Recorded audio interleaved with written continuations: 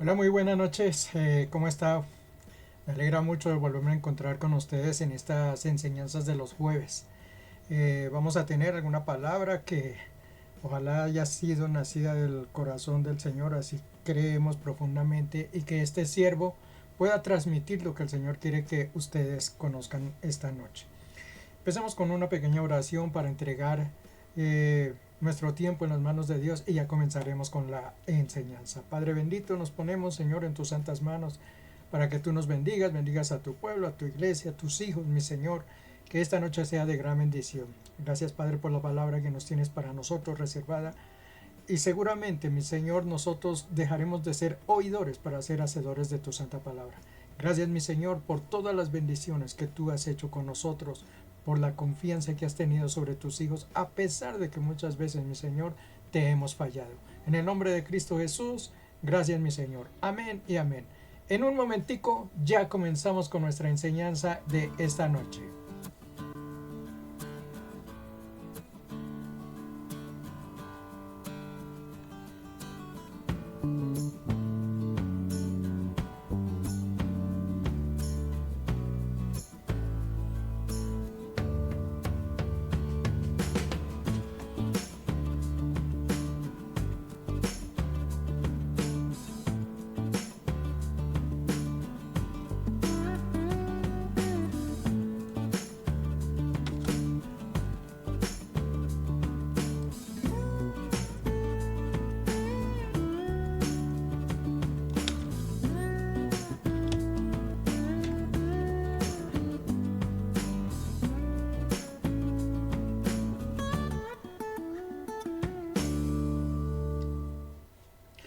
Bien, ya estamos aquí entonces para realizar nuestro estudio de esta noche. Esperamos entonces que el Señor nos guíe a través de su camino de entender su escritura. Y justamente el título de la enseñanza es ese, acerca de la palabra de Dios, la Biblia. Vamos a escudriñar algunas cosas acerca de la Biblia que seguramente para cada uno de nosotros va a ser de gran edificación. Algunos no conocemos algunos aspectos. Hablo de mi caso particular. investigando esto hay algunas cosas que no sabe, uno aprende todos los días definitivamente de esto. Y seguramente este conocimiento que les quiero a ustedes también poner en esta noche, yo sé que les alegrará y les ayudará a acrecentar el conocimiento dentro de su corazón. Así es de que no esperemos más, vayamos a mi presentación que tengo aquí. Y se trata de eso, la Biblia. Vamos a hablar entonces exactamente de dónde nos viene la palabra de Dios. Bueno, conocer acerca de ella. De hecho, el primer pasaje que tengo aquí es en la segunda de Timoteo, en el capítulo 3, versículos 17 y 17. Es una porción muy conocida por todos, pero que nos habla justamente de lo que es la palabra del Señor. Dice, toda escritura es inspirada por Dios y útil para enseñar, para reprender, para corregir, para instruir en justicia, a fin de que el hombre de Dios sea perfecto, enteramente instruido para toda buena obra. Muchas palabras claves dicen allí dentro de estas solo dos versículos que hay allí en la palabra, ¿no? Lo primero, y con lo que nosotros rompemos muchas veces, el hecho de que nos critican, ¿no? De que la Biblia, no, es que está inspirada por hombres, es que fue escrita por hombres, es que fue entregada y no sé qué. Pues una de las primeras cosas que el Señor nos muestra a través de su misma escritura es que nos deja saber que toda ella, que todo lo que está escrito allí fue inspirada, fue seguramente usada por diferentes hombres, diferentes profetas, apóstoles y demás que estuvieron allí, pero todo inspirado desde una gran santidad que es nuestro Señor, nuestro Dios. Él fue el que inspiró. Y además, esta escritura está útil, dice allí, o sea que nos sirve, nos presta un gran valor. Uno, para enseñarnos el conocimiento de la palabra de Dios, el conocimiento que tenemos con el Señor. De hecho, la palabra de Dios no es más sino que eso, una comunión que existe entre el hombre y Dios. El conocimiento que nosotros tenemos acerca de Dios lo tenemos es a través de la palabra. Entonces es para enseñar, o sea, para conocernos, para reprendernos. Claro, llamarnos a cuando nosotros estamos cometiendo un error, para corregirnos, para llevarnos por buenos caminos y para instruirnos en justicia. Que esto es una de las cosas que más falla el ser humano, ¿no? No somos justos, a pesar de que muchas veces nosotros decimos ser justos, cuando nosotros vamos a mirar nuestra vida nos damos cuenta que tenemos muchos fallos, ¿no? Que realmente no somos tan justos como realmente parecemos. ¿Todo esto para qué? Solamente para que el hombre de Dios, o sea, nosotros, los que pertenecemos, los que hemos aceptado su camino, dice que seamos perfectos, enteramente hechos, construidos para toda buena obra. Llegar a la perfección, ese es el camino donde nosotros estamos. Cada día, cada momento que pasa es un pasito más cerca de acercarnos, dice la palabra de Dios, hasta la estatura de Cristo Jesús. Llegar hasta esa dimensión. Realmente va a ser muy complicado, muy difícil para nosotros que somos tan imperfectos, ¿no? Pero en eso estamos. Ese es el llamado que cada uno de nosotros tenemos. Trabajar cada día para llegar a esa perfección. No sé si lo logremos, pero por lo menos en la brecha estamos. Y estamos hechos para toda buena obra. Estamos siendo llamados, la misma palabra nos los dice, ¿no? Somos la luz del mundo. Somos la sal de la tierra. Es decir, nosotros estamos aquí con un objetivo. Tenemos que ser estandarte, ¿no? Para muchas cosas. Y no podemos entonces abandonarnos, permitirnos, ¿no? Tomar vacaciones, seguirnos por allí y no hacer toda buena obra, porque para eso no hemos sido llamados. El hombre de Dios está llamado para trabajar, para hacer las cosas bien conforme a la voluntad de Dios. Bien, vamos al siguiente aparte. ¿Cómo nos llega la Biblia? Porque hay que tener un fundamento, ¿no? ¿Cómo es que nosotros, toda nuestra creencia, todo nuestro conocimiento acerca de Dios lo tomamos acerca de una Biblia? En este caso yo aquí tengo una, aquí arriba tengo otras dos, aquí tengo otra, bueno, tengo varias Biblias, ¿no? El hecho no es a veces no tener muchas Biblias, sino por lo menos leerlas también de todos modos, pero poseo algunas Biblias, siempre aquí a mano tengo esta Biblia, la poseo ahí siempre como referencia para tenerla, ¿no? Hoy nos es mucho más fácil, ¿no? A través de los celulares, a través de cualquier aplicación, ahí tenemos la Biblia, es mucho más fácil incluso llevarla. Entonces, sabiendo que esa es la comunión que tenemos con Dios, es bueno conocer entonces de dónde viene, cómo nos llegó a nosotros y vamos a encontrar algunas cositas por allí que es bueno prestarle atención. La Biblia describe la relación entre Dios y los hombres. Dios se nos manifestó, se nos manifiesta a través de la palabra de Dios en una serie de hechos, nos muestra sus cosas, cómo el Señor quiere actuar con nosotros y cómo quiere que nosotros actuemos en relación a Él. Entonces ahí no hay mucho que describir, es más o menos algo conocido. La Biblia originalmente fue escrita en tres idiomas: el hebreo, el arameo y el griego. Estos son los tres idiomas en que fue escrita allá la Biblia original, donde se encuentra, ¿no? El hebreo y el arameo fue el idioma oficial, digamos, del pueblo israelita. Ellos era su lenguaje con el cual ellos convivían, ¿no? El hebreo y el arameo. El griego viene un poco después. Esto ya fue para cuando vino el Señor Jesús, que el imperio griego se había expandido ya sobre toda aquella región. Y obviamente, como el imperio griego se había expandido, pues todo el mundo estaba obligado a hablar el griego. Por eso el Nuevo Testamento, ya a la hora de los apóstoles y lo demás, estos libros fueron escritos en griego. Por eso es que hay esos tres idiomas. Pero en general, lo que fue la Tanakh o lo que llamamos la Torá o esos libros antiguos de lo que fue el pueblo de Israel por allí en la antigüedad, esos fueron escritos en hebreo y arameo, que era la lengua que el pueblo de Israel mantenía. Eso está. Entonces creo que hasta ahí hay claro, no hay nada que agregarle. Vamos a ver. En un comienzo, los cánticos, las enseñanzas, las tradiciones se repetían de generación en generación. Alguna vez, creo que en algún cafecito lo tocamos, que obviamente no existía la escritura como la conocemos hoy. Hoy tenemos muchos idiomas, tenemos muchos tipos de escrituras, ¿no? Por ejemplo, la escritura de los chinos, que tiene es como una serie de signos, lo mismo la de los japoneses, quizá para nosotros los occidentales, o los que hablamos en una habla hispana, tenemos otro tipo de letras, ¿no? Que son las latinas, las letras latinas. Son cosas que han venido a través de los años surgiendo y hoy nos comunicamos a través de eso. Pero en un principio, como lo podemos imaginar y tengamos en cuenta, no existía la forma de comunicación, no existía escritura, no había nada, no había ni siquiera, no tenían el conocimiento de dejar lo que ellos creían o como ellos actuaban, lo podían plasmar dentro de algún tipo de objeto, porque no existía ni siquiera el papel, ¿no? No se había creado el papel, no existía ninguna forma de esas.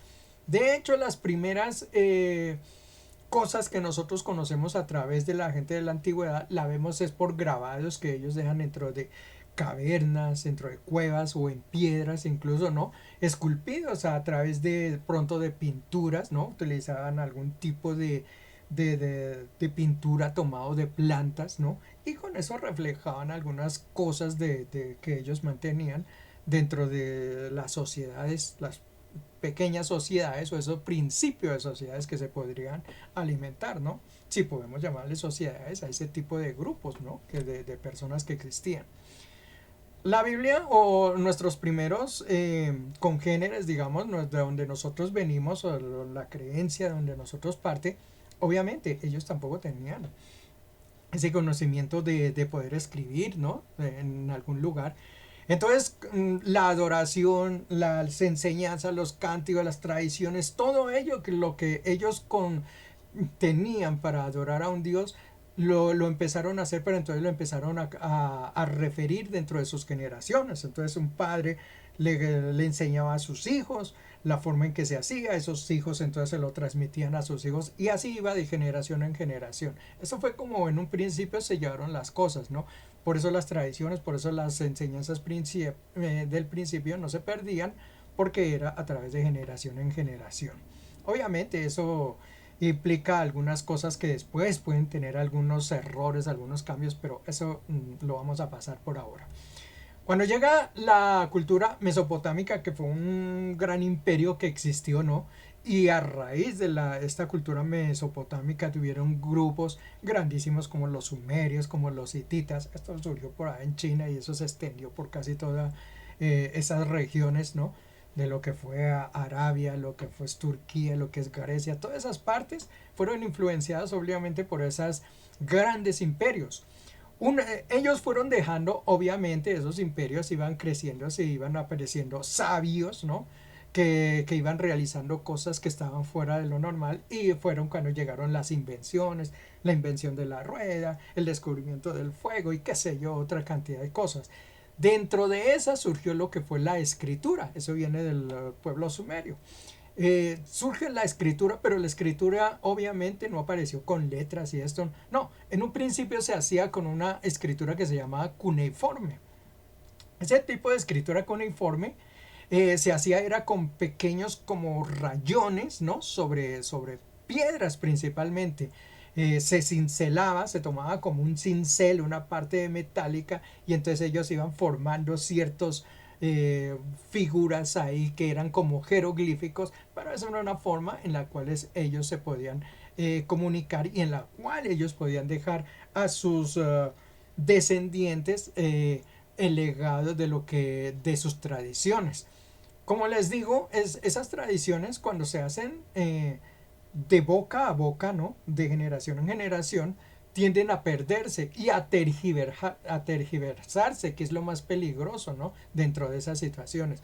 Por eso, con la invención de esta primera forma de escritura, fue un gran avance y obviamente ya no se perdían las tradiciones de los pueblos antiguos, quizás incluso los cánticos, de pronto se cambiaban las letras o qué sé yo, podrían pasar muchas cosas, pero ya con la uniformidad y la creación de un tipo, ¿no? de escritura, ya esas cosas entonces empiezan a desaparecer. Eso fue lo primero que apareció, fueron la escritura cuneiforme y con eso entonces ya digamos ahí fueron las primeras cosas que se pusieron para mantenerse lo que fue el conocimiento de las tradiciones de los pueblos antiguos. Hablando de la Biblia, que es lo que a nosotros nos compete, obviamente como ya lo mencionamos, ellos se contaban las historias de unos a otros, cómo se hacía la adoración, cómo se hacían los rituales y esto de medio, los cánticos, todo lo demás se hacía así, pero como les digo se perdía de pronto mucha consistencia. Con la invención de esto, de la cuestión de la escritura cuneiforme, ellos empezaron a plasmar todas esas cosas primero en piedras, que fueron los primeros elementos que ellos tuvieron para escribir. Obviamente, como les digo, pues no existía el papel, no existía una cosa que ellos pudieran, donde ellos pudieran manifestar o plasmar sus conocimientos, ¿no? Entonces lo hicieron en piedras, en rocas, por eso se encuentran en muchos lugares este tipo de cosas. Después se empezó a hacer en arcilla, que era mucho más fácil plasmarlo, ¿no? En piedra, pues obviamente había que trabajar bastante el elemento de la piedra y el cincelado, ¿no? No era tan fácil, me parece, copiar una hoja, ¿no? O lo que llamamos una hoja en una piedra, pues no creo que haya sido tan sencillo. La arcilla les daba una facilidad mayor. La arcilla entonces ellos la tomaban semi húmeda, ¿no? Y podían entonces, era mucho más fácil hacer los trazos, lo que fueran, y después eso lo pasaban por fuego y por eso quedaron muchas tablillas hechas en arcilla que aún hoy en día existen. También empezaron a darse cuenta que en las pieles de los animales ellos podían realizar ese tipo de cosas y en los pergaminos que vienen mucho después, lo que son los pergaminos. En el primer siglo se hizo sobre papiros. Los pergaminos, yo no sé si alguno de ustedes conozca exactamente lo que es el pergamino, pero el pergamino era, se sacaba, a ver por aquí lo tenía, el pergamino se sacaba de la piel de los animales. Esa fue la segunda en el siglo IV. Ahí está, se encuentra. El primero se hizo sobre papiros. El papiro, ustedes saben que eso se saca de una planta que se llama así, papiro justamente.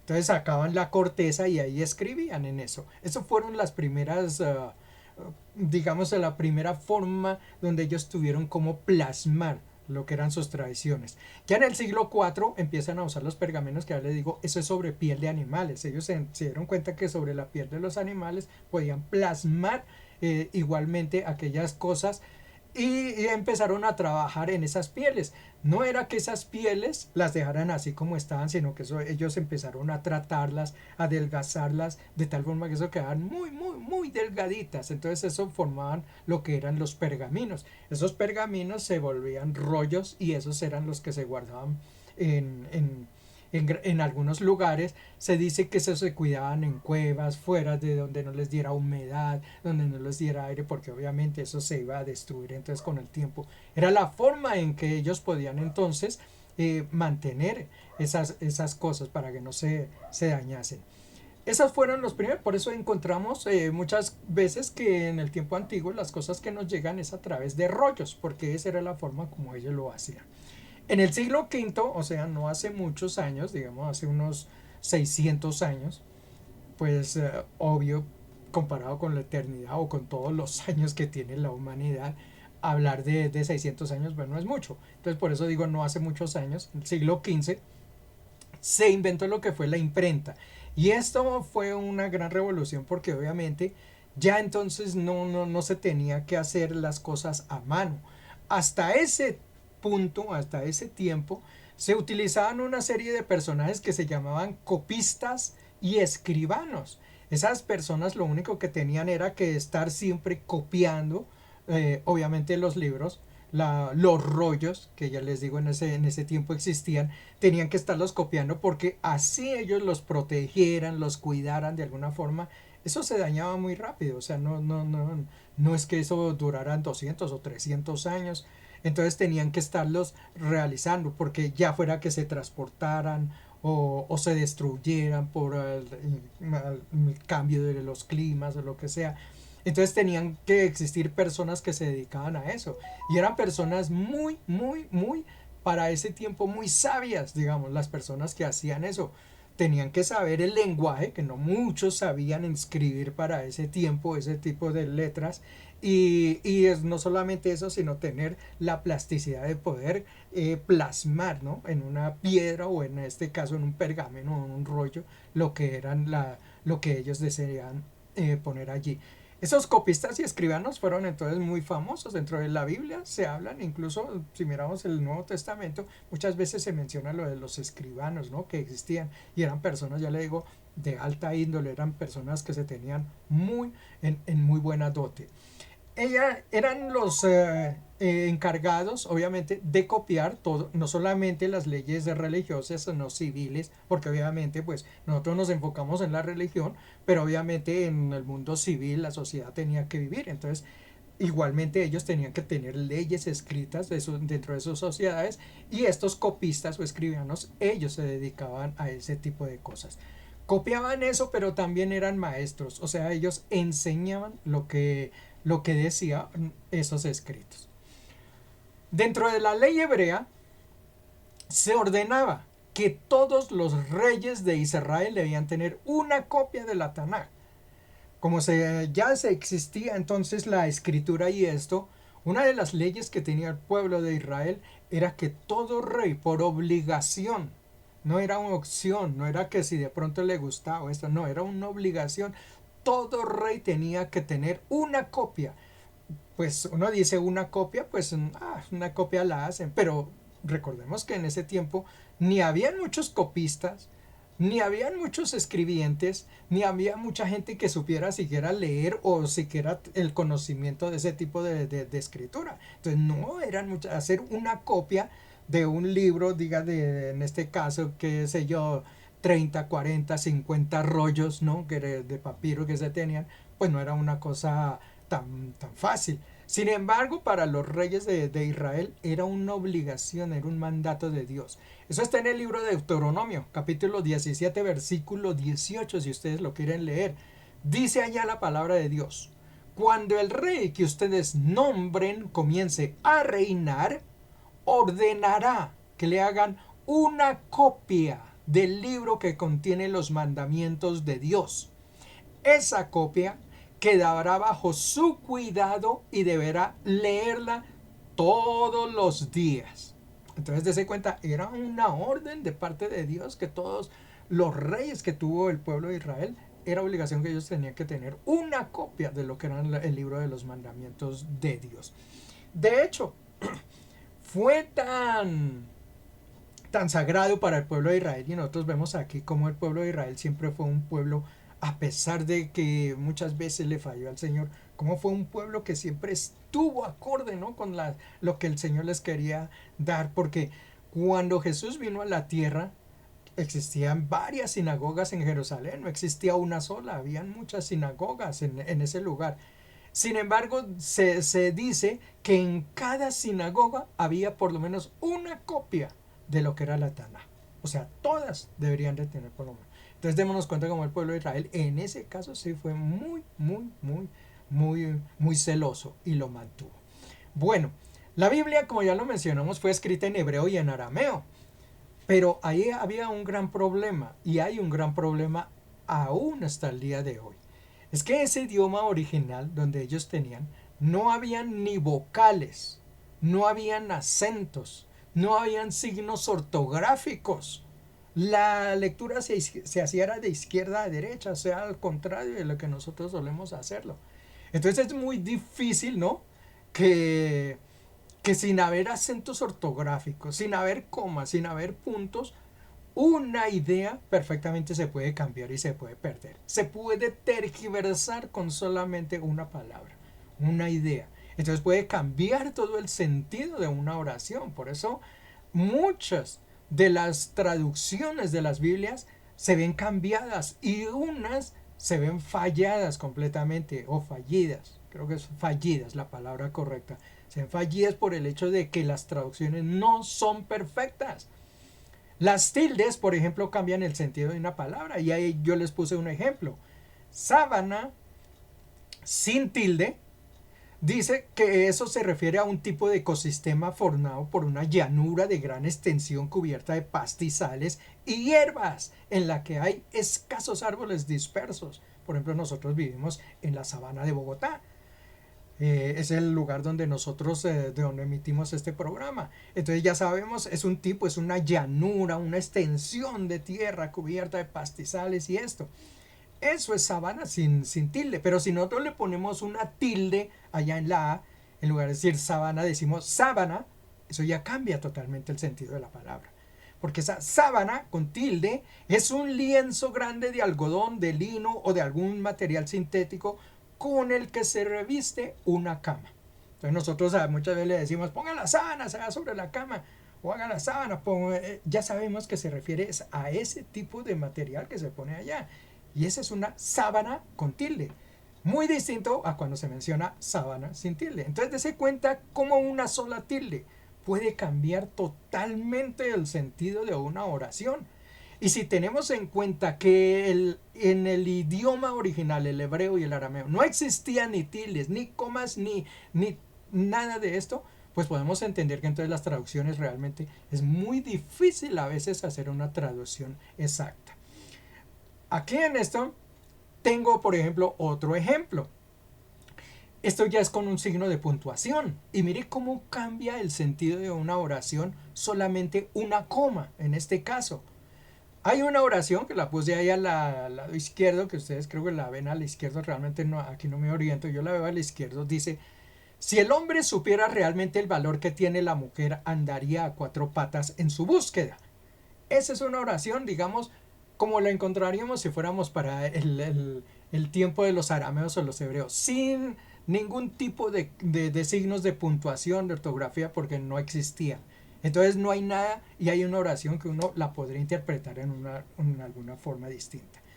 Si esa coma, si le pusiéramos una coma, ¿no?, en el lugar donde dice el valor que tiene, es decir, si ustedes lo miran hacia ese lado, dice, si el hombre supiera realmente el valor que tiene, ¿no?, y le pusiéramos ahí una coma, mire que esa parte de la oración es el sentido de que si nosotros los hombres supiéramos el valor de que nosotros tenemos, ¿no?, y le ponemos ahí la coma, miren lo que termina diciendo, la mujer andaría a cuatro patas en su búsqueda. Entonces me da el sentido de que la mujer andaría buscando a los hombres solamente si nosotros nos diéramos cuenta del valor que nosotros tenemos, ¿no? Mire poniendo la coma ahí. Pero si yo muevo la coma un poquitico y lo quito de ahí donde tiene y se lo pongo allá donde dice mujer, mire cómo cambia el sentido de la oración. Mire, y dice, si el hombre supiera realmente el valor que tiene la mujer, ¿sí? En este caso ya no es el hombre el que tiene el valor, sino en este caso es el hombre el que se da cuenta que la que tiene el valor es la mujer. Entonces, ¿qué pasa? Andaría a cuatro patas en su búsqueda. Entonces cambia totalmente el sentido de la oración. Si el hombre supiera realmente el valor que tiene la mujer, entonces andaría a cuatro patas en su búsqueda. Si ve como un solo signo de puntuación puede cambiar todo el sentido de una oración, solamente moví una coma, dos, tres espacios y ya me cambió la oración. Entonces, por eso hacer una traducción, ¿no? de lo idioma original de los hebreos hacia nosotros muchas veces puede cambiar, y por eso hay muchas versiones de Biblia, por eso hay muchas traducciones, y hay traducciones erróneas, totalmente fallidas, porque hacen lo que está aquí en la primera oración, pusieron la coma donde no era, y entonces cambian todo el sentido de la oración. Eso me hace recordar, alguna vez el pastor nos dio una enseñanza acerca de lo que Cristo le dijo al ladrón en la cruz del Calvario. Recuerda que en una de esas traducciones, en una de esas Biblias, se dice que el Señor le dijo, en verdad te digo que hoy estarás conmigo en el paraíso, ¿no? Entonces le da el sentido de que hoy nos vamos para el paraíso los dos, y le está dando una promesa al ladrón de que se van a ir para el paraíso. Cuando uno mira la Biblia se da cuenta que realmente el Señor no fue al paraíso de una vez, porque Él dice que Él descendió hacia los infiernos y Él vio algunas cosas allí que no vamos a tocar ahorita, pero entonces Él estuvo no solamente allá, sino que regresó aquí al mundo. Recordemos que cuando se encuentra con María Magdalena, ella lo va a tocar y Él le dice, no, porque aún no he ido a la presencia del Padre. Entonces dése cuenta que el Señor no fue de una vez cuando Él murió. Entonces uno dice, bueno, ¿y qué pasó entonces cuando le prometió al ladrón allá? No. Es que esa interpretación se debe a que cuando las traducciones las hicieron algunas Biblias, algunas le pusieron la coma o la conjunción esa que en el lugar donde no era. Es muy distinto que el Señor le haya dicho, en verdad te digo hoy, o sea, hoy te estoy diciendo, estarás conmigo en el paraíso. Es una promesa que Él estaba haciendo ese día. Vas a estar conmigo. ¿Cuándo? No lo sé. Pero seguramente vas a estar. Entonces se cuenta así cómo cambian ese tipo de cosas. Entonces es muy peligroso muchas veces las traducciones. Y por eso hoy estoy tocando acerca de esas traducciones. Los masoretas, esos fueron los que vinieron después de los escribanos. Bueno, primero existieron los copistas, después estudiaron los escribanos y finalmente vinieron los masoretas. De hecho, incluso en algún momento se tocan, existían los mismos. ¿Qué eran los masorestas? Los masorestas era un grupo de eruditos judíos que trabajaban como sucesores de los escribas en la responsabilidad de hacer fidedignas de las sagradas escrituras. Estos masoretas fueron los que tomaron la palabra de Dios, ¿no? Ese hebreo, ese arameo, y empezaron a ponerle vocales, signos de puntuación, ¿no? Y todos esos contextos que se necesitan, marcación, incluso aún existen los textos. Si ustedes van a internet, van a ver los textos de los masoretas. Ellos les ponían al margen incluso anotaciones como explicaciones de algunas cosas. Entonces ellos fueron los que primero le pusieron letras y vocales, principalmente vocales y signos de puntuación a lo que fue el idioma hebreo y al idioma arameo. Ahí ya las palabras empezaron a tomar mucho sentido, porque habían algunas que ni siquiera se entendían ni se sabía qué era.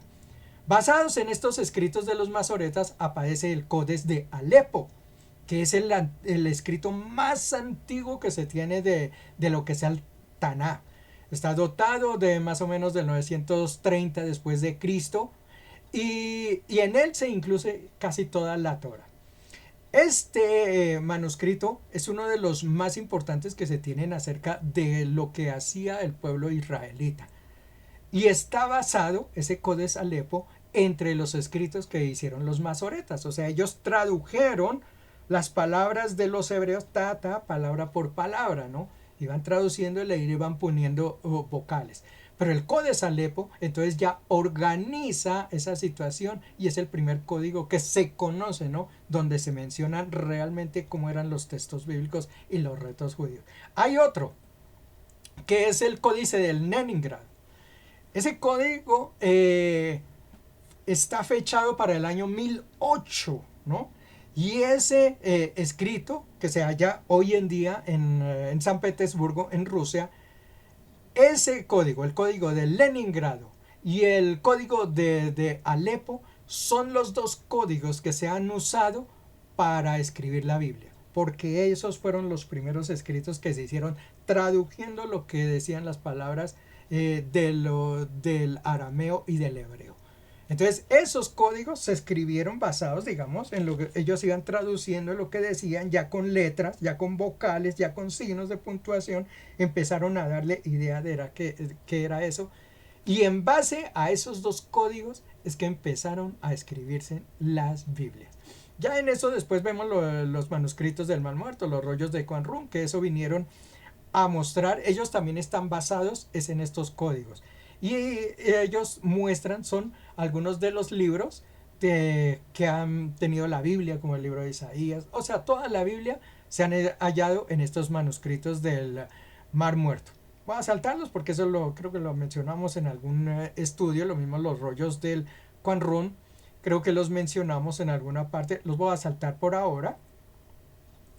Y más bien voy a referirme a cómo entonces fue que esos primeros libros llegaron entonces a nosotros, porque anteriormente pues ya le digo, habían estos tipo de rollos, y un tipo de rollos era con palabras hebreas que muchos no sabían ni pronunciar porque no había ni vocales, ya le digo, ni signos de puntuación, entonces se confundía todo.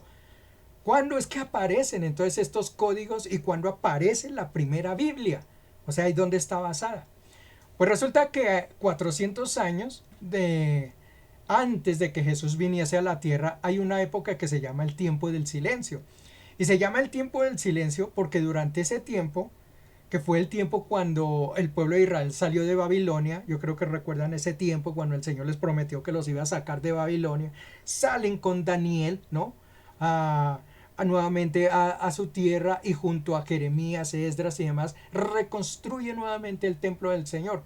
Sin embargo, a la muerte de ellos, hasta cuando Cristo viene, existen una época de 400 años en la cual el Señor no tuvo comunión con ningún tipo de profeta. El último fue Malaquías, que es el libro que nosotros tenemos en la Biblia allí, el último libro del Antiguo Testamento que llamamos Malaquías. Ese fue el último libro que se escribió en ese tiempo. De ahí a cuando Cristo nace pasan 400 años y se llama de silencio por eso, porque no hubo profeta. El Señor siempre tuvo una persona, un profeta, un rey, lo que fuera, con que el Señor se comunicaba y les daba las instrucciones y hagan esto y hagan aquello y demás. Sin embargo, durante ese tiempo el Señor no apareció por ningún lado. Por eso se llama el tiempo del silencio de Dios. Sin embargo, hubieron dos eventos importantes que se mencionan dentro de la historia. Uno, la historia de los macabeos, que es la historia de una familia israelita que en medio de ese imperio, el imperio griego que se estaba montando, y después vino el imperio romano, porque cuando el Señor nace es el imperio romano el que está mandando, esos macabeos lucharon por tratar de mantener a Jerusalén como el reino de Israel, ¿no? Ellos fueron los que pelearon a través de ellos. Por eso algunos los nombran como ciertos héroes dentro de la Biblia. Lo que pasa es que no son reconocidos por algunos aspectos que no voy a tocar ahorita. En otro momento lo haremos. Lo importante es tener en cuenta que existió este tipo de familia. Y hay otra cosa que existió y que nació en aquel momento, que fue la Septuaginta, que este sí es algo que nosotros creo que en algún momento hemos oído mencionar. Resulta que durante este tiempo vino un señor muy famoso, fue a Alejandro Magno, ¿no? Y fundó una ciudad en Egipto que se llamaba Alejandría. una ciudad muy próspera que fue brillante durante el tiempo antiguo. Siempre que escuchamos de las grandes ciudades tenemos que hablar de Alejandría, porque era, digamos, como la joya de la corona del imperio que existió en ese momento. Pues Alejandría tenía una de las bibliotecas más grandes. En ese tiempo las ciudades se distinguían por sus bibliotecas. Una ciudad que tuviera una biblioteca era una ciudad que podía decir, no, tenemos lo máximo. Y entre más grandes sus bibliotecas era mucho mejor. Egipto tuvo una de las grandes bibliotecas que aún hoy en día se sostienen algunas. La de Alejandría desapareció, fue quemada. Pero esa era una de las grandes, digamos, de los grandes orgullos que tenía este imperio. Pues en esta biblioteca de Alejandría hubo un señor que se llamó Ptolomeo, que viendo el pueblo hebreo por allí, dijo, oigan, ¿por qué no traemos las leyes de ese pueblo hebreo y las montamos también en la biblioteca? Pues resulta que como no habían unos escritos hechos todavía ni siquiera en griego, que era lo que en ese momento se estaba hablando, pues dijeron, no, pues es que no existen los libros griegos ni mucho esto, escritos estos de los hebreos, pero entonces si quiere lo hacemos. Y efectivamente, tomaron 6 personajes de cada tribu. Recordemos que las tribus de Israel son 12. Entonces tomaron 6 personajes de cada tribu. Dieron 72 personas. Esas 72 personas eran escribas, eran perfectamente personas conocientes de la escritura, ¿no? De la traducción y demás, y ellos se sentaron a escribir, a traducir lo que eran los textos del pueblo hebreo, los empezaron a escribir en griego. Esos escritos es lo que se llama la Septuaginta. Eso se puede decir que esa fue la primera Biblia que existió. Fue escrita por los mismos hebreos en una traducción que se hizo de sus textos hacia el griego. Eso fue en las épocas, ya le digo, donde se habló del silencio de Dios, cuando el Señor no aparecía por ningún lado, cuando estuvo en silencio. Esa Septuaginta tuvo textos, obviamente, emanados dentro de lo que era la cultura hebrea, pero también tuvo textos traducidos que no pertenecían a la cultura hebrea. Por eso se llaman textos apócrifos, en algunos momentos se han llamado, o deuterocanónicos, como lo llaman en algún otro tipo de congregaciones. Dentro de los textos que se tradujeron está el Génesis, el Éxodo, Levítico, Números, Deuteronomio, José, Jueces, Ruth, Primera y Segunda de Samuel, Primera y Segunda de Reyes, Primera y Segunda de Crónicas, Primera y Segunda de Esdras.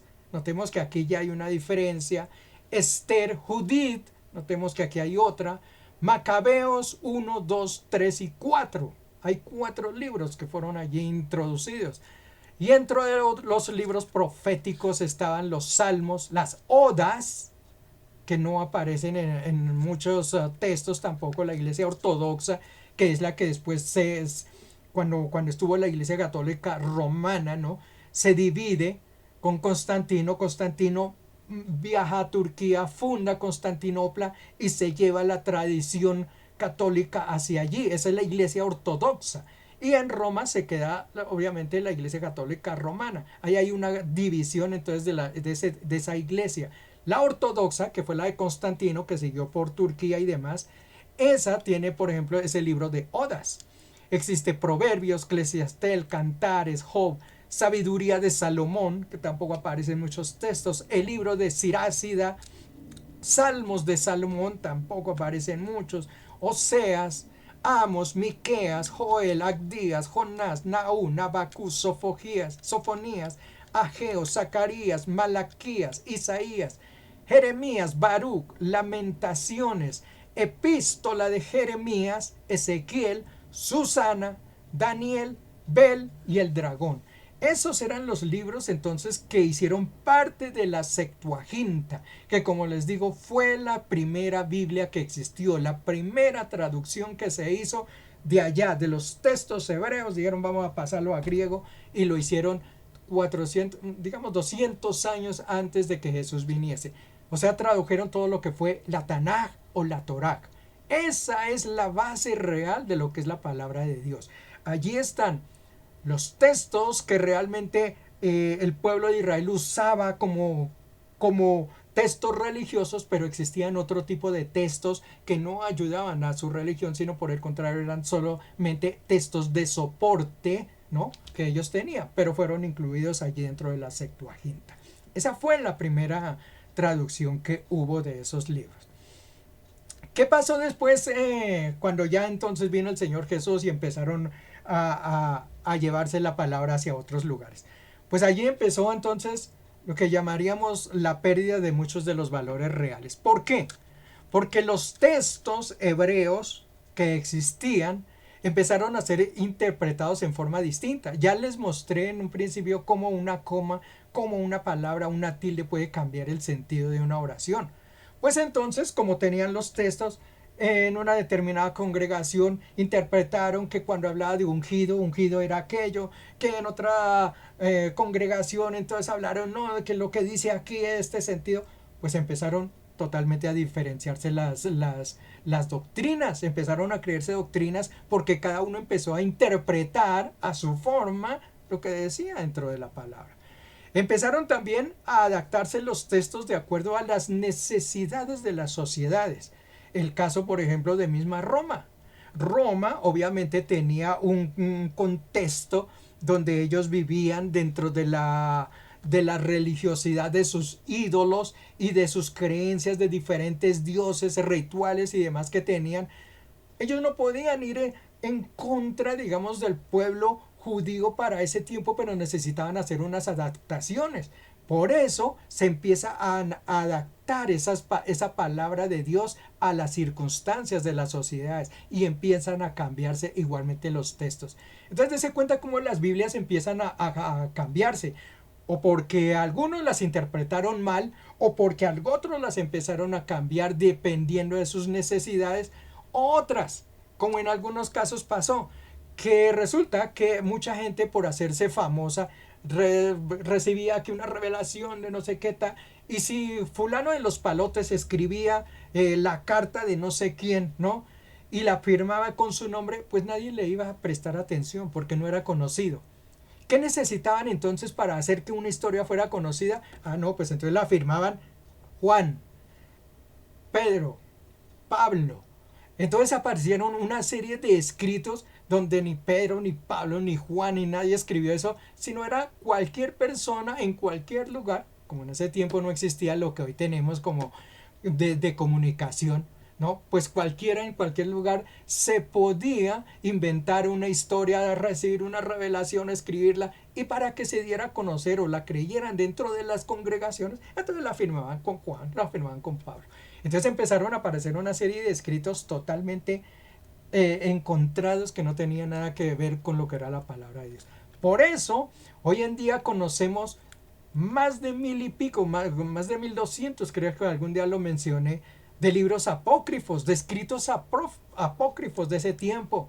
Está el Apocalipsis de Pedro, está el Evangelio de María, está incluso hasta Judas, el traidor, tiene un libro también donde él escribió supuestamente lo que él veía acerca de lo que fue Jesús. Y cuenta la historia desde su punto de vista. Entonces, hay una multiplicidad. Ese es el origen de muchas de las Biblias. Por eso, cuando uno lee una Biblia y tiene una Biblia, tiene que tener cuidado de dónde viene. ¿Cuál es el origen de ese tipo de esa Biblia? ¿Viene de algún grupo que se adaptó y la adaptó a su forma de ser? ¿Viene de alguna creencia de algún grupo de personas? ¿O no tiene ni siquiera origen? Uno tiene que mirar. Entonces, ¿de dónde vienen las Biblias que uno tiene y de dónde vienen ese tipo de traducciones? Esas traducciones se hacen en dos formas, de acuerdo a lo que yo estuve investigando. Se las llaman las equivalencia dinámica y la equivalencia normal. ¿De qué se trata esto de la equivalencia dinámica y la equivalencia normal? Dice que La mayoría de los legos en nuestros días piensa que una fiel traducción de la Biblia significa una traducción de palabra por palabra. Uno piensa eso, que una traducción buena es cuando se traduce palabra por palabra. Entonces, si el original tiene un nombre, ellos esperan que ese mismo nombre esté en la traducción. Si el original tiene 16 palabras, entonces la gente espera que entonces esas 16 palabras estén también en la traducción. Sin embargo, eso no ocurre. En las traducciones no ocurre. Para quienes conocemos dos idiomas, sabemos que las traducciones generalmente no se pueden hacer palabra a palabra, porque hay cosas que no se pueden transcribir o no se pueden, ¿qué se dice? Traducir. Hay palabras, modismos que no se pueden traducir. Entonces, por eso existe la equivalencia dinámica o la formal. La traducción frase por frase, o sea, cuando se da una palabra por una palabra y la traduzco así, palabra por palabra, eso se llama la equivalencia dinámica. Cuando traducen palabra por palabra. Pero muchas veces ya le digo, eso no se da, no se puede hacer. Y hay otra que es la equivalencia formal, que es la traducción que se hace interpretativamente. Es decir, uno escucha la frase, y esto pasa, yo que conozco algo de inglés, cuando uno escucha el inglés. Uno escucha la frase que alguien pronuncia en inglés y uno la menciona en español, pero dice la idea, ¿no? O sea, yo capto la idea y traduzco lo que capto. Sin embargo, no la estoy traduciendo palabra por palabra lo que escucho. Eso es lo que se llama equivalencia formal, la traducción de una idea y no de palabra por palabra. Esos son los dos tipos de traducciones que existen. Entonces uno dice cuando hay una traducción de la Biblia, o sea, del hebreo. Vamos a hablar del hebreo porque al fin y al cabo esa es nuestra base. Cuando hacemos una traducción del hebreo, si la hacemos frase por frase, es posible que no conozcamos la idea de lo que se hablaba. Si la hacemos en una equivalencia formal, es posible que entonces digamos la idea. Pero ahí viene la pregunta. ¿Será que lo que yo estoy diciendo o lo que yo interpreto es exactamente lo que me está diciendo la escritura hebrea? Y ahí viene una de las grandes preguntas y enigmas que tiene el ser humano. ¿Cómo yo confiar en que lo que estoy leyendo sí es realmente lo que está dentro del idioma hebreo? Algunas Biblias que conocemos nosotros, por ejemplo la versión King James, se dice que es la más noble en cuanto a la prosa inglesa. Esta es una obra que se hizo por ahí en 1611, ¿no? Y esta está basada en lo que son los textos originales. Porque es que hay muchas Biblias por ahí hoy en día, y vamos a ver ahorita una, que están basadas sobre traducciones. Entonces ahí ya viene un gran problema, porque si la traducción que hicieron ya está mal y usted crea una Biblia sobre esa traducción que está mal, pues usted sigue replicando algo que está mal. ¿Sí o no? Eso es lo que pasa. Entonces una verdadera Biblia tiene que estar basada generalmente o en los códigos que yo leí antes, que fueron los primeros, los de la base, o la Septuaginta en lo más mínimo, porque son las traducciones que se existió del original, y no basados en versiones antiguas. Esta versión de King James está basada en una obra de esas primeras. Sin embargo, de allá a acá, dese cuenta, que fue en 1611 que se hizo la traducción, de allá a acá le han hecho más de 100,000 cambios, porque se han dado cuenta que en esa primera traducción existieron una serie de errores, cosas donde pusieron comas donde no era, pusieron puntos donde no era, quitaron frases que no era, dieron interpretaciones que no era. 100,000 cambios han habido. Hay más de 300 palabras que ya no significan lo mismo que se significaba en el año de 1600. Entonces se cuenta cómo incluso las mismas versiones están cambiando. La nueva Biblia inglesa se fue completada en 1971. Establece un hecho memorable en la traducción. No es una revisión, que eso es lo importante dentro de una Biblia, sino es una traducción totalmente nueva. Es una traducción frase por frase. Eso es importante. Sin embargo, ahí queda siempre la duda. traducir frase por frase, generalmente generalmente no, en algunas ocasiones no da el sentido de la oración que uno quiere expresar. Entonces ahí viene el hecho de que si será exacto, si será completamente correcta esa traducción. Bueno, por lo menos hicieron una traducción frase por frase. La nueva versión internacional, que fue publicada en 1978, es una traducción frase por frase, más que una de palabra por palabra. Y eso nosotros lo podemos sentir, ¿no? Ellos cogen la idea general de lo que de pronto hay en un texto y lo traducen en sus propias palabras. Sin embargo, ya sabemos que muchas veces esas palabras pueden cambiar el sentido de una oración y ahí es donde está el peligro. Las oraciones, dice en esa Biblia, han sido acortadas y muchas veces se ha perdido el pensamiento real. O sea, si bien la traducción tomó el sentido de la oración original, al hacer la traducción o al hacer la conversión, ¿no?, se ha perdido el sentido. La Biblia ha quedado mucho más corta y sobre todo el pensamiento de quienes la hicieron se ve más reflejado y no tanto la traducción o el sentido de la Biblia original. La New World Translation, la del Nuevo Mundo, esta es la que usan los testigos de Jehová. Dicen que es una traducción.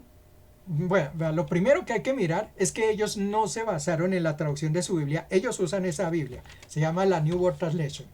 Usan esa Biblia, pero esa Biblia que ellos usan ni siquiera está basada en los textos originales, ni en la Septuaginta, ni en el Código de Alepo, ni en los textos de hebreos, en los rollos hebreos. No está basada en esa, sino ellos tomaron su Biblia y la tradujeron al español basados en una Biblia que se mandó a hacer específicamente para ellos en inglés. Y eso le cambiaron una cantidad de cosas. Para poderla adaptar al inglés, dice que le cambiaron una gran cantidad de palabras. Ellos sugieren de que ellos trataron de hacer una traducción palabra por palabra. Sin embargo, hay en ocasiones donde dice que usaron de todos modos el hecho de que como no se puede hacer esa traducción palabra por palabra, usaron textos donde solamente hicieron fue lo de la idea. Cogieron la idea, la pusieron allí. Sin embargo, se dice que es una Biblia totalmente acomodada a las necesidades de una comunidad. Esta es una de las peores traducciones dice que hay, o de las peores Biblias que existen. Primero porque están hechas es para una comunidad, abocadas para una comunidad en específico, ¿no? Y que se olvidaron de lo que eran las bases fundamentales. La New World Translation. Vamos a hablar qué problemas trae esto de las traducciones. Uno, que las sectas, como en este caso los testigos de Jehová, las adaptan de acuerdo a su acomodo. Entonces por eso hay que tener cuidado de dónde vienen las Biblias, ¿no? No todo lo que se dice, voy a leer esta Biblia. No, todas las Biblias no son lógicas, porque hay Biblias que están adaptadas de acuerdo a las necesidades de una secta, de un credo, de una comunidad, y eso es lo peligroso. Segundo, muchas traducciones reflejan es el sentido individual, el pensamiento teológico de una persona, es decir, se siente más, es la opinión o lo que piensa una persona y no una traducción. Y en eso hay varias Biblias que caen en eso, que cuando leen la porción, el que está haciendo la traducción, pues simplemente dice lo que él piensa que es mejor acomodar allí. Y esas no son traducciones perfectas. Entonces hay que tener cuidado.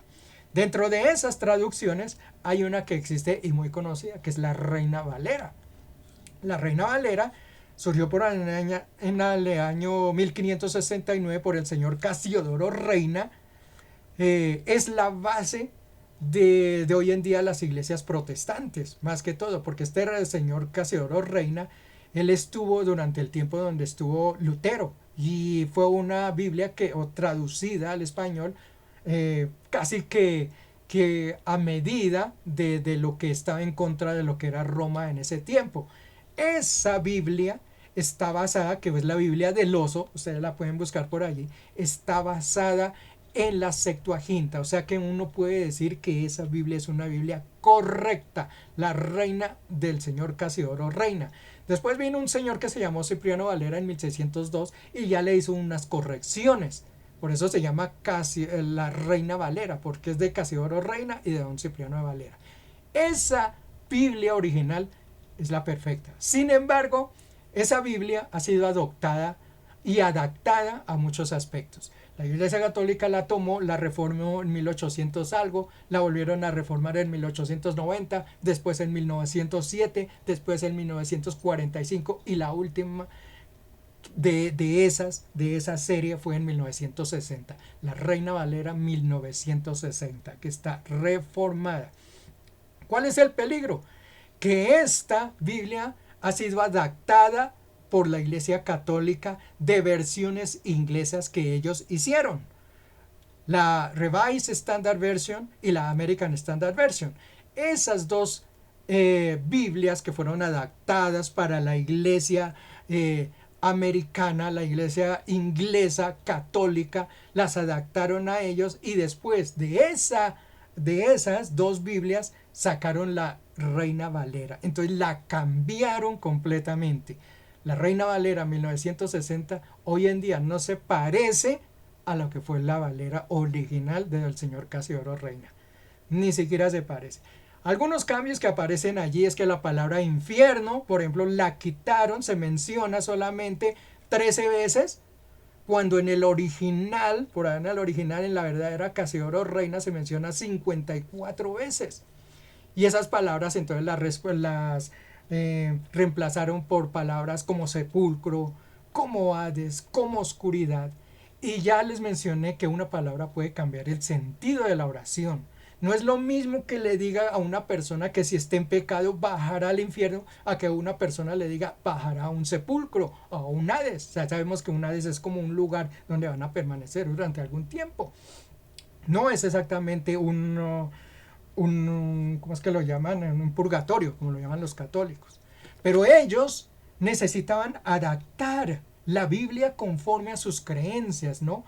Justamente tenían que adaptarlo y por eso fueron quitadas estas cosas. Esa versión está adaptada completamente. Otra situación que se da, por ejemplo, es que niegan dentro de esa versión la deidad de Cristo. Yo tengo aquí, por ejemplo, una parte. Voy a buscar la primera de Corintios. Permítanme en un minutico, me voy a alargar un instante, 5 minuticos más. Quiero terminarles esto. La primera de Corintios, en el capítulo 10, versículos 6 al 10. Mire lo que dice. Mas estas cosas sucedieron como ejemplos para nosotros, para que no codiciemos cosas malas como ellos codiciaron. ¿De qué está hablando aquí el apóstol Pablo a los corintios? Les está hablando de las amonestaciones contra la idolatría. Es decir, que no tenían que hacer ellos esas cosas porque iban en contra del Señor. Entonces les advierte eso, no hagamos estas cosas, como sucedió como a ellos, ¿no? En el versículo 7 dice, no seáis idólatras como algunos de ellos, refiriéndose al pueblo de Israel en la antigüedad, según está escrito. Se sentó el pueblo a comer, a beber y se levantó a jugar. No forniquemos como algunos de ellos fornicaron y cayeron en un día como 23,000.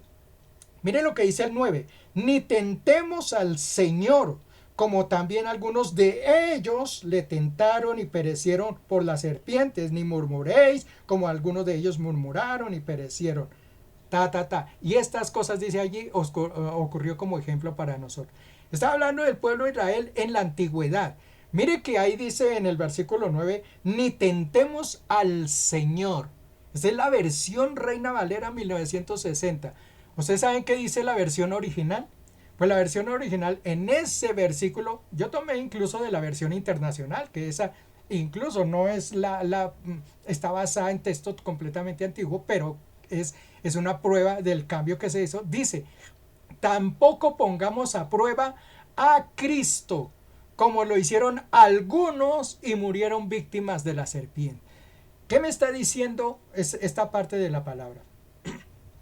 Pues que de acuerdo a los textos bíblicos originales, me habla de que Cristo estaba en el pasado. Porque aquí está haciendo referencia de que el pueblo de Israel estaban allí y dice no hagamos porque pusieron a prueba a Cristo. Sin embargo, como Cristo para ellos no había nacido, para los católicos tenían que cambiarle esa palabra y se la cambiaron como Señor, es decir, como al Dios Todopoderoso, y sacaron la palabra Cristo, negando la deidad de Cristo. Y muchas otras. La palabra de Cristo la quitaron totalmente. La sacaron porque dicen que la palabra Cristo es una palabra griega. No es una palabra hebrea ni aramea. Existía el ungido, que es una forma distinta. Pero Cristo es una palabra griega y por eso la sacaron totalmente. Entonces, a Cristo lo negaron en esta parte de la Biblia. Entonces, se cuenta cómo cambian las versiones y demás. Esto lo puse ya acá al final. No he leído, lo confieso, es un libro. No he leído, tal es el libro, simplemente lo miré por ahí. Pero me llama la atención que dice los 21.421 errores de la Reina Valera. Y son muchísimos errores, 21.000 errores, y empieza a mencionar. Hay muchos estudios acerca de eso. Quizá después hagamos uno exclusivamente sobre la Reina Valera y realmente, sobre todo ya les digo, esta versión 1960. Lo grave es que esta versión 1960 es que es la base de muchas de las religiones hoy en día. Eso es lo más preocupante, ¿no? Que muchas congregaciones se basan es en la Reina Valera. Y muchas Biblias que se sacan están basadas es en la Reina Valera. Ese es el gran peligro de que existe dentro de estas cosas y de las traducciones. Gloria al Señor.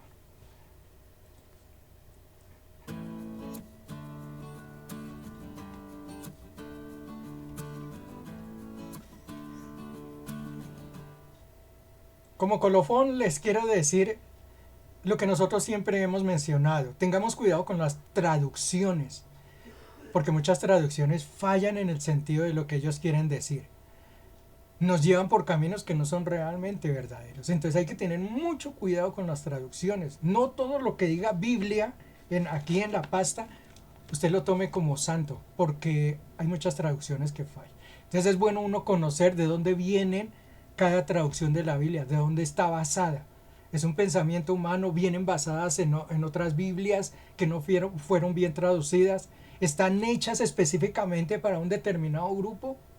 Pues entonces uno tiene que mirar realmente de dónde viene su Biblia. El consejo para la mayoría de personas: no se base siempre en estudiar una Biblia, porque de pronto esa Biblia tiene algún tipo de confusiones. Siempre tenga a la mano por lo menos 2 Biblias que tengan un sentido o que tengan un origen diferente, para que usted pueda comparar y se pueda dar cuenta realmente y usted pueda sacar la idea general. Pero nunca tome una sola Biblia como su texto único y nada más, porque uno no sabe qué fallos pueda mantener. Espero que esta enseñanza les haya servido, que la palabra del Señor nos haya educado, y será hasta una próxima vez donde seguramente nos veremos. Dios les bendiga. Gracias por haber estado esta noche con nosotros.